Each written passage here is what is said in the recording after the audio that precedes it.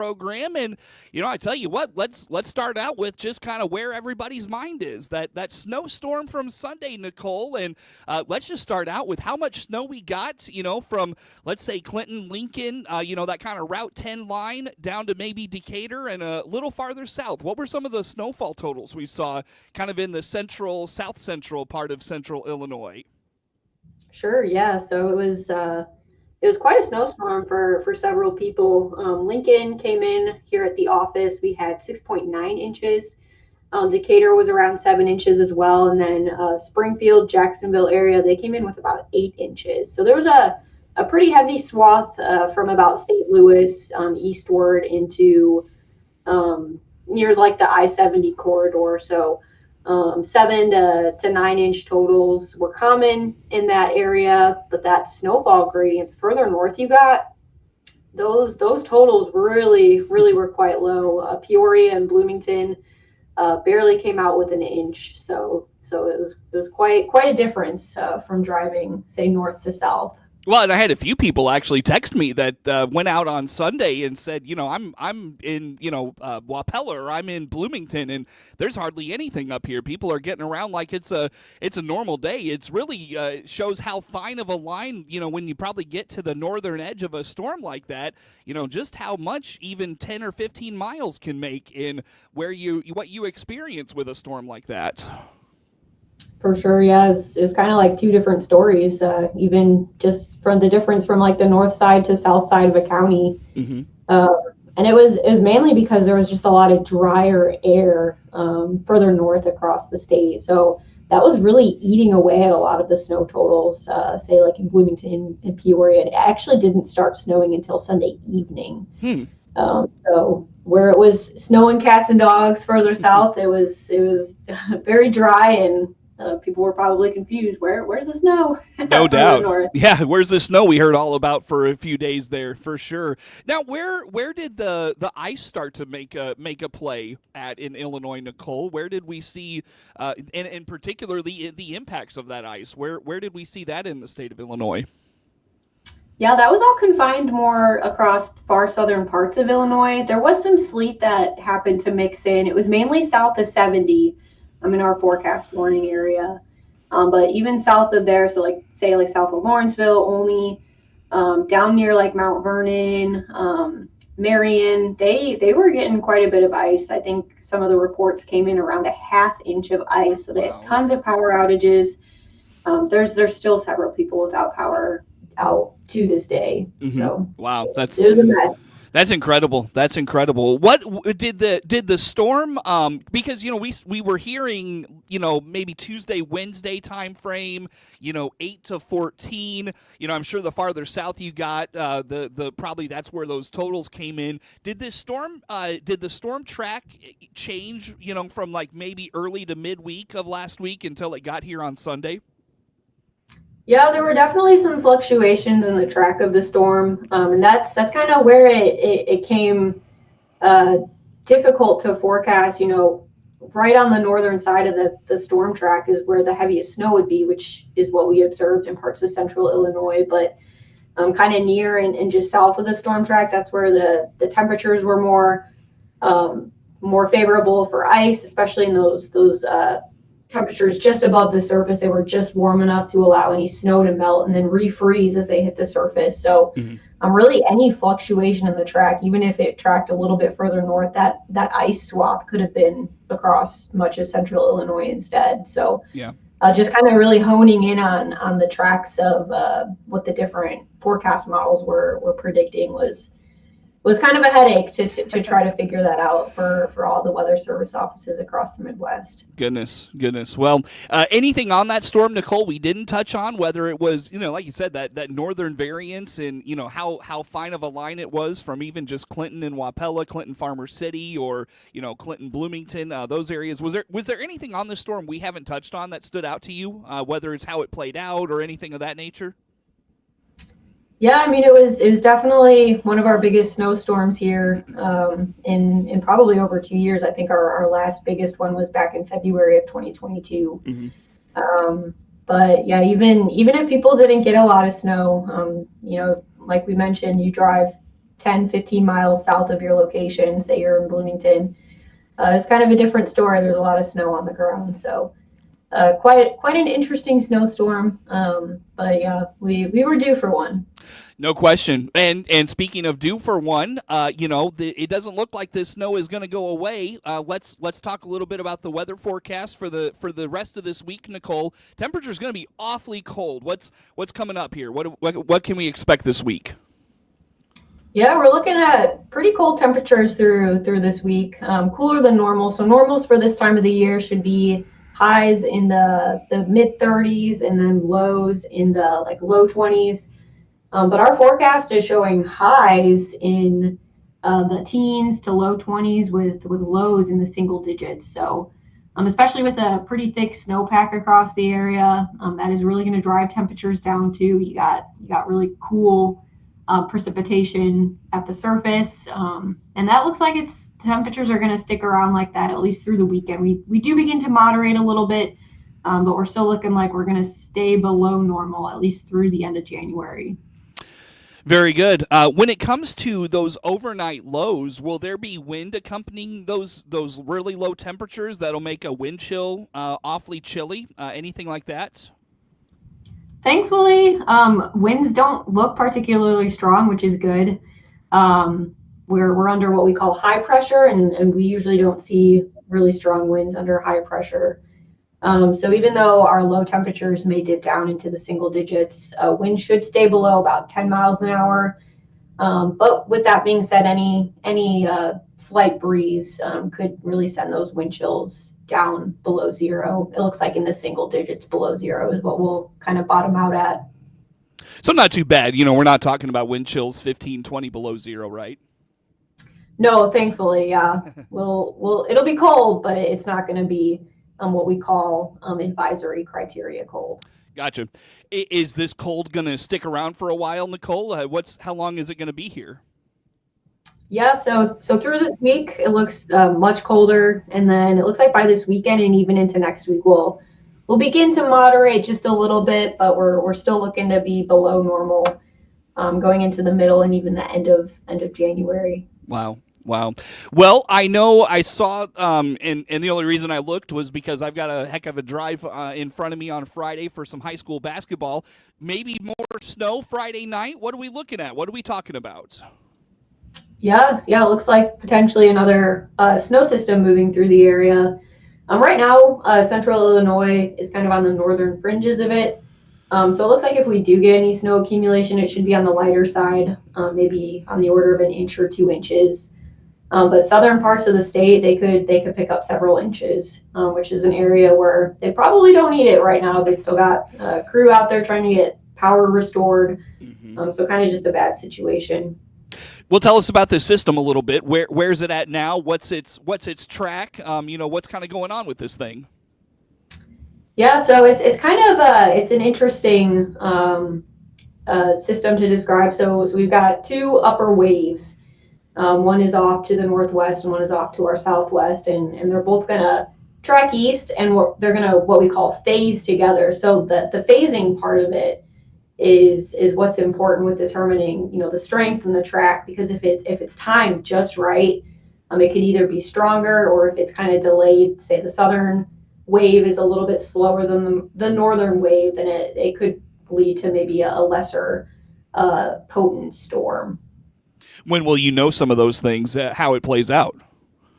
We'll probably start to increase our confidence in that by maybe as early as tomorrow. Today's Tuesday, so usually within 2 to 3 days of a system, we can really start increasing our confidence, because what we consider our upper air network, so our balloons that we send up across the country, they'll begin to start sampling the upper systems. Now, did you say where this is coming in from?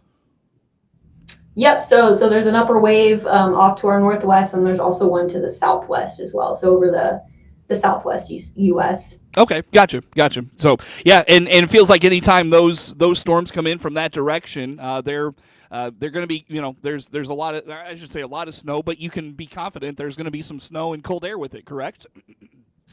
Yeah, especially if we get those southwest waves, they're usually able to tap into a lot of like Gulf moisture, Mm. which then is advected northward, which can help really ramp up precip amounts.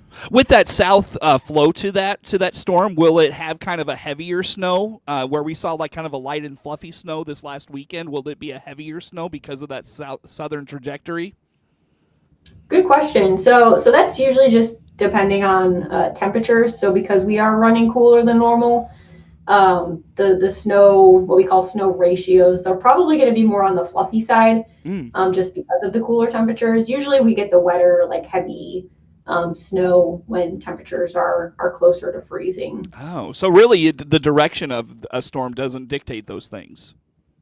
Not necessarily. I mean, usually if you get one coming from maybe more so the north, like initiating from like Canada, bringing a lot of really cold air further south, that could definitely favor more fluffy, higher snow ratios, but it really just depends on kind of what the air mass is Mm-hmm. that the system's moving into as well.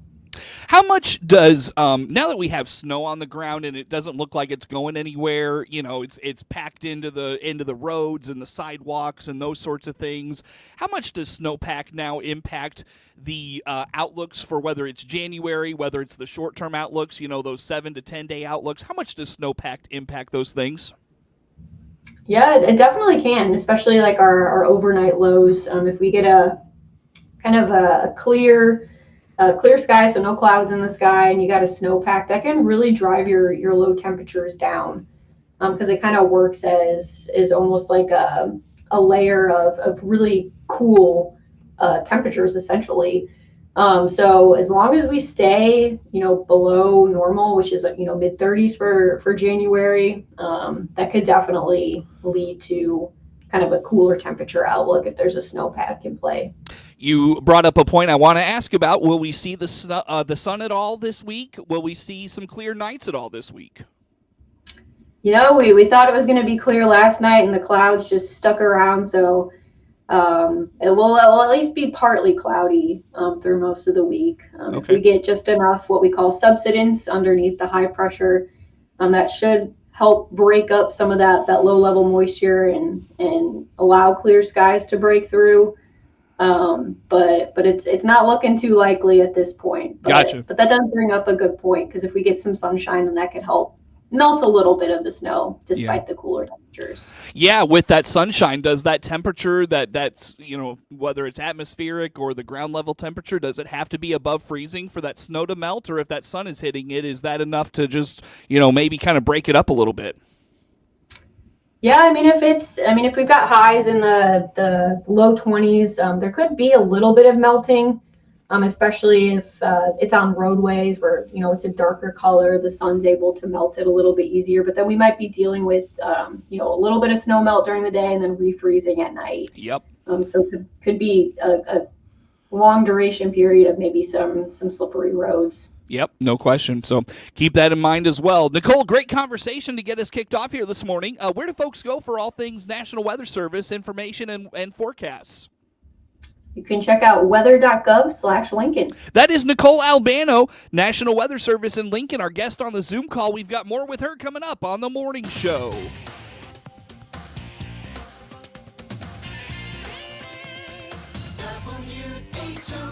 WHOW.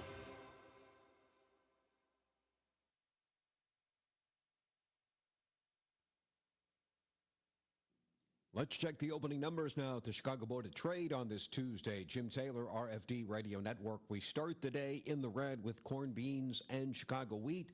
March corn opening 453 and a quarter, down 4.5. May corn down 4 and a quarter. 461. July corn 463 and 3/4, down 4 and a quarter. January beans starting the day 983, down 9.5. March beans down 10.5, 987 and a quarter. May beans 998 and a quarter, down 10 and a half. March Chicago wheat 539 and a quarter, 551 and a quarter. July wheat 559 and 3/4, down 1 and a quarter. January bean meal 295.70, that's down 290. January bean oil 39.72, down 4 cents. Opening numbers at the Chicago Board of Trade on this Tuesday. Jim Taylor, RFD Radio Network. Baum Chevrolet Buick offers full transportation options while giving you peace of mind. This is Scott Baum from Baum Chevrolet Buick here in Clinton. This is what we do every day. We listen to you, give you options for routine maintenance, major mechanical problems, or collision repairs with a staff that's knowledgeable to find the best option for you. Baum Chevrolet Buick, your full-service dealer. See us at baumchevybuick.com right from the start. Are you wanting to learn more about your health and wellness options in Central Illinois? Visit stealthwellness.com or click on my banner ad at DeWittDailyNews.com. Let me, Dr. Bill Byers, show you some simple, under-the-radar ways to improve and take control of your health. Netflix buffering, YouTube spinning, devices not connecting, Zoom calls dropping. It's frustrating. Let's end your frustration by signing up for fiber internet in Clinton. Click the Connexus icon at DeWittDailyNews.com. Your friend in Central Illinois, WHOW. Once again, a good morning. Thanks for being with us. I'm your host today, Seth Lawrence. The WHOW Morning Show streams to Facebook and YouTube, brought to you by Peterson Insurance, your Pekin Insurance agent in Clinton. Nicole Albano, National Weather Service in Lincoln, on the Zoom call with us today. And Nicole, let's dive into, you talked about the rest of this week looking kind of cold, and then we could see some more snow on Friday. Let's maybe dive into the rest of the weekend, Friday through Sunday, and then maybe peek into the rest of January. What's the short-term outlook telling us for now? How about that? Sure, yeah. So cooler this week, and then it looks like by this weekend we do begin to moderate a little bit. It looks like highs maybe in the upper 20s by this weekend, so a little bit of a warm-up. But the rest of the month of January does look like it's trending cooler than normal. It looks like our 6 to 10 day and also the 8 to 14 day outlook, which stretches us through the middle to end of the month, is favoring cooler than normal temperatures. So even some of the guidance through the end of the month and even the beginning of February is also favoring below normal as well. So going to be kind of cold then, it sounds like, in January. Yep. That way. What are normal temperatures for January, and what can we maybe expect with some of those, normal than cooler than normal temperature days and maybe even nights? What are we looking at, Nicole? Yeah, so normal temperatures for January, they actually don't fluctuate that much. Highs from January 1st through January 31st are between 34 and 35 degrees here in Lincoln. Mm-hmm. And then our average lows are it looks like in the low 20s to upper teens. Mm-hmm. So compared to our outlook, you could probably expect temperatures to be a little bit cooler than that. It's not a slam dunk that we're going to be much cooler than normal, but okay. it's at least it looks like a 20 to 40% chance of below normal through the end of the month. Yeah. Any chances of a polar vortex making its way into the Midwest? That might be our this week period. Okay. I wouldn't consider it a polar vortex, but yeah, it's a cold blast. It's much cooler than what we're used to for this time of the year. I remember, I can't even remember, maybe it was 2020, 2021, somewhere in there, and the that late January day where it was like, temperatures were like minus 20 and the wind chill was like minus 50. That's all, like, that's the standard for like when we really bottom out for me. So if we don't ever get there, like, it's not too cold in my opinion. Yeah, that's not, we don't have that in the forecast, thankfully. That's good to hear. That's good to hear. So rest of January looking awfully cold. How about precipitation for January, Nicole? What's to come this month? Yeah, so it looks like aside from our winter storm that we just kind of got over here over the weekend, and maybe that light snow chance later this week, it's actually looking like our precip chances are going to turn a little bit drier, at least near normal. And just for reference, precip for the entire month of January, normal liquid equivalent is 2.17 inches, and then snowfall we should get just under 6 inches. So we've actually kind of hit that already, at least the snowfall aspect. Yeah. Well, and remind us, folks maybe we're talking at the end of this month, Nicole, and you or Ed or somebody at the Weather Service is telling us, you know what, we actually ended up a little drier than normal. Folks at home may listen and say, what? How is that possible? Because we got 6-8 inches back at the first part of the month, the beginning of the month. How is it possible we ended up below average? Speak to how sometimes snowfall doesn't always equate to a lot of moisture in the ground. Sure, yeah. So just for reference, we got 6.9 inches here at the office of snow, but our liquid equivalent just from this system was less than 4/10. So even though it was a lot of snow, the liquid side of it was that fluffier, higher snow ratio type of snow. So there wasn't a lot of liquid in it. So kind of answers your question, hey, why did we get this much snow, but there wasn't that much liquid? It's because that snow ratio was quite high. Is it too early to tell, if we do get some moisture later in the month, is it too early to tell whether it would be snow, whether it would be rain, maybe a mix of sleet and snow, something of that nature? Is it too early to tell those things? It is a little early, but with temperatures trending cooler than normal, we would definitely hedge towards it probably being more so in line with snow. Okay, gotcha. Very good. Well, let's dive into, Nicole, our final moments together here this morning. The rest of the winter, February, getting into March, and maybe even getting a little bit of a spring preview. I talked to a lot of people lately. They're ready for spring already. So what are we looking at for the next few months? Yeah, I am ready for spring too. But yeah, it's looking like our seasonal outlook. So we're looking going into February and March here. It's trending for temperatures, maybe rebounding because it's looking like equal chances for normal temperatures. So if we look for February, our normal highs actually climb pretty quickly. So February 1st, normal high temperature is 36 degrees. And then by February 28th or 29th, we're into the mid 40s. So it's actually looking like pretty equal chances that will be normal, which is good. We're not going to continue with the below normal. And then our precip chances look like they maybe start to increase going into February and March as well. So that's good for our signs of lingering drought conditions as well. Are we having lingering drought conditions at this point? Yeah, I think let me just pull it up real quick. So the latest drought monitor, mostly confined in northern parts of Illinois. It looks like central parts of the state are just what we consider a D0. So just a little bit abnormally dry, but depending on how we finish out January, that could be bumped up into another category. Sure. We're running both normal. Very good. Well, maybe a conversation for another time. Nicole, thanks for doing this with us. Nicole Albano, National Weather Service in Lincoln, our guest. Network News on the way. The Big 1520 WH.